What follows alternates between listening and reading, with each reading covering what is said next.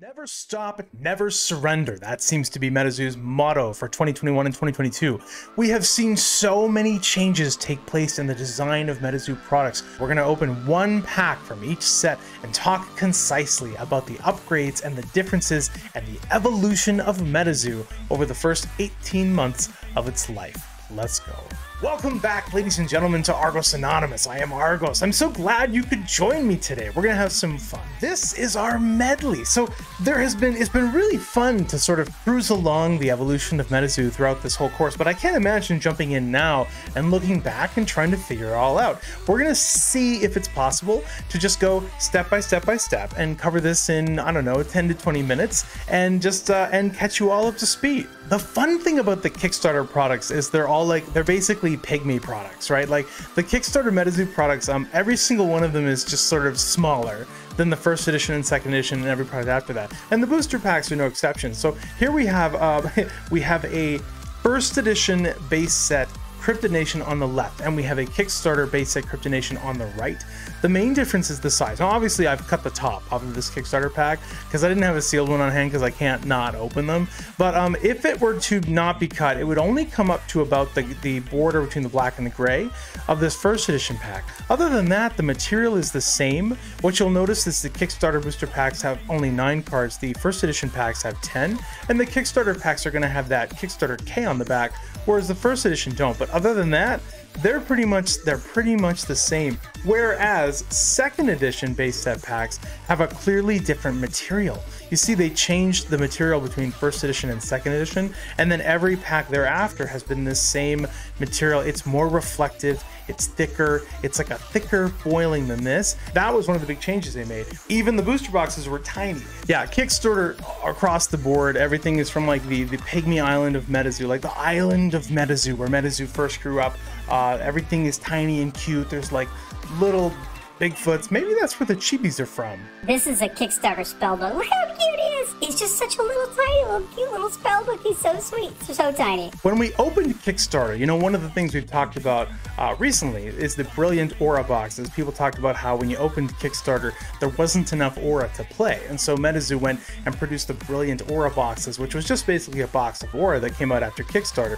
And that's part of the reason for that is because the Kickstarter packs, the aura slot was not a dedicated aura slot. It was shared with Terra. And so you didn't get an aura in every booster pack. And in addition to that, the spellbooks in Kickstarter, one of the reasons they're so small is because they don't have an aura deck. Whereas every spellbook after that has had a brick of 100 aura. So there really wasn't an aura shortage. Other than that, though, it's the same thing. You had 9 cards per pack. So you had 4 bronzes in Kickstarter. You went to 3 silvers. And then you'd have your hollow or gold in the back. Remember, base set does not have a guaranteed gold in the pack. So in this case, I have a little Kickstarter Enfield monster, and I didn't get an aura. How can I play the game with no aura? So when we switched to first edition, they fixed that, right? Not only did they put aura decks in the first edition spellbooks, but now they have a dedicated aura slot. So that's what we're expecting to see in this first edition pack as we open it up. Other than that, the first edition cards are the same as Kickstarter minus the K.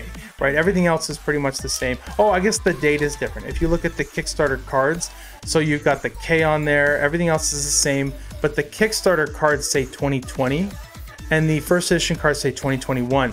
It's interesting that PSA doesn't actually recognize that 2020. If you look at Kickstarter graded PSA cards, it says 2021, perhaps because Kickstarter, even though it says 2020, was delayed because of COVID and actually was released to the public in 2021. PSA seems to recognize the release date and not the date printed on the card. So other than that, what do you have? You basically have first edition, you have 4 bronzes, just like Kickstarter. You have 3 silvers, just like Kickstarter. And then you're going to have your hollow slot, which could be a reverse hollow or a full hollow. If it's a full hollow, it's a gold. You don't have a guaranteed gold in the packs in Cryptid Nation base set first edition. Then you have a Terra, and then you have an aura. So the only difference is no more K, different date, 1 more card. And that's your first edition pack. Now, second edition, again, what we're talking about is different packaging, right? They wanted to increase the durability and make it a little bit easier to open and make it so you couldn't shine a light through it and maybe, you know, perform some shenanigans. And so second edition packs, other than that, it's the same set. they have a different box topper, right? If you open a booster box of second edition, you can get a blue ink as your secret rare chase card in the box toppers instead of a red ink like first edition.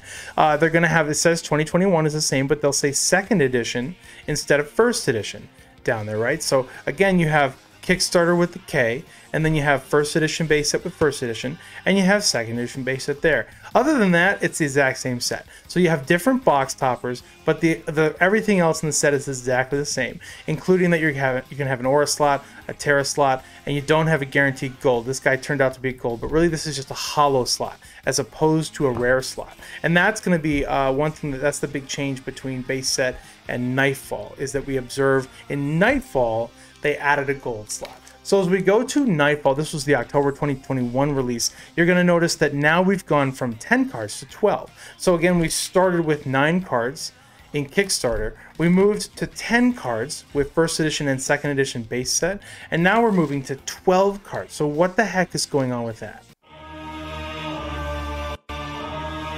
Nightfall, you can see, is made of the same material as the second edition base set, but when we open this up, it actually is a different print quality. You can see that the cardstock, well, once you feel the cardstock, it feels different. Nightfall's like a little bit thicker, the art is a little bit different. Every single MetaZoo's set seems to use different cardstock, including between Kickstarter and first edition. And this is one reason I think it would actually become increasingly difficult to fake MetaZoo, is because they have different hollows and different cardstock for every single release. So as we go through Nightfall, what you're going to see is, again, it's marked first edition 2021. There was no second edition Nightfall, so that makes it easy. You still have 4 bronzes in a Nightfall pack. You have 3 silvers in a Nightfall pack, and then you have a hollow slot. So that's the same as what we saw before, but then you have a dedicated gold slot. So Nightfall was the first time that MetaZoo came out and said every single pack is going to get 1 hollow, which could be a gold, but could be anything else, and then it's going to have a gold. And they did this because there was a YouTuber who said it feels sucky to open a booster pack and not have a gold in it, right? So now everybody gets a gold, I guess. And then what they did is they added a token slot, and then you have a Terra, and then you have an Aura. So that's how we got from 10 to 12, was Nightfall gave us a gold and a token, and every single pack is going to have that.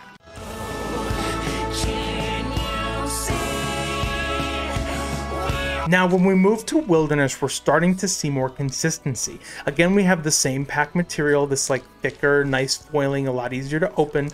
These cards still have, first edition still have 12 additional cards per pack, right? When I open this package of Wilderness, I'm going to see a pretty similar setup to Nightfall. Wilderness had, again, more cohesive set. I think every set has progressively become more consistent with the artwork. Like, what do I mean by that? Well, okay, so take, for example, take base set. So base set has some great artwork and some artwork that kind of misses the mark a little bit, and then some artwork that's like a little bit more kid-like, and then some artwork where it's like a bloody pink beastie in the woods holding someone's head in his hands, which I think is crazy and fun, but some parents might oh my god, look at that, right? Oh, Poncho, that's so insane. Super fun though, and we do see like the legends, you know, a lot of artists that were in base set, so much of it is Poncho, are still here, and some of them are gone. But anyway, what we notice with Wilderness and with Nightfall is that thematically there seems to be more consistency in the artwork. So going into Wilderness now, we're into 2022 first edition Wilderness. We still have what? We still have 4 bronzes in the pack, right? And then we're gonna have 3 silvers in the pack. There we go. Hey, we got a Snipe! Oh, dude, that's good. Oh, I love Mr. Snipe. Look at you, buddy. I actually needed a Snipe. I sold my Snipe out of my set. I had to replace him. That's awesome. We got a good bull. I love it. Anyway, with Wilderness, then you have your, you have your hollow slot, which turned out to be a Snipe, whoopee whoopee. And then you have your guaranteed gold slot, which is a non-hollow. Then you have your token, then you have your Terra, then you have your Aura. Oh, you know what I forgot to mention? Oh my god, I forgot the hollows.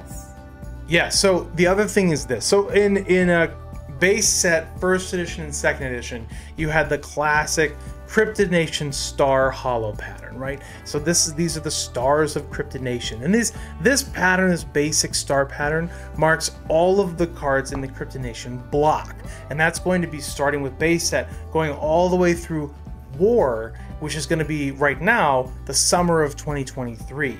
But what they added with Nightfall was within the block, every different set is going to have different characteristics of this star pattern. So with Nightfall, they added little spider webs, right? And like bats and basically Nightfall icons to the hollow. And then in Wilderness, they subbed those out for leaves and trees. You can see a bunch of little leaves, trees, stuff like that. And it was the same thing with UFO. So you're starting to see not only different cardstock in each set as they try to optimize their cardstock. Again, the cardstock between Nightfall and Wilderness is distinctly different. If you hold it in your hands, you'll be able to tell immediately. They feel different. They have a slightly different finish to the card. Now, if you look at Wilderness, you'll even notice that the cardstock between the hollow and the non-hollow cards is different, right? In Wilderness, all of the hollow cards, like the red is like a deeper, darker red than the non-hollow, and it has like a different finish to it. It's almost got a little bit of a sparkle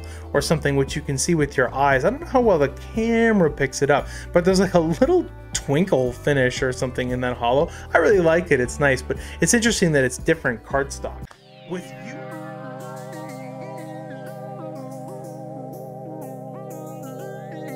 With UFO, they once again put some custom hollow, but most other things are becoming increasingly consistent. We have the same thicker, nice foil that started with Cryptonation 2nd edition. We have the 12 additional cards that started with Nightfall, right? Because we have a token and a guaranteed gold in every pack. Most other things are the same. So we're gonna have, again, 4 bronzes in UFO. We're gonna have 3 silvers in UFO. We got a nice full hollow. The big difference with UFO compared to the prior sets, because we still have a guaranteed gold, we have our token slot, our Terra slot, our hollow, or our aura slot. The main difference in UFO, in addition to having custom foiling, so we have like little meteors and and stuff like that, galaxies and stuff like that, instead of leaves and trees and instead of spider webs and Nightfall stuff.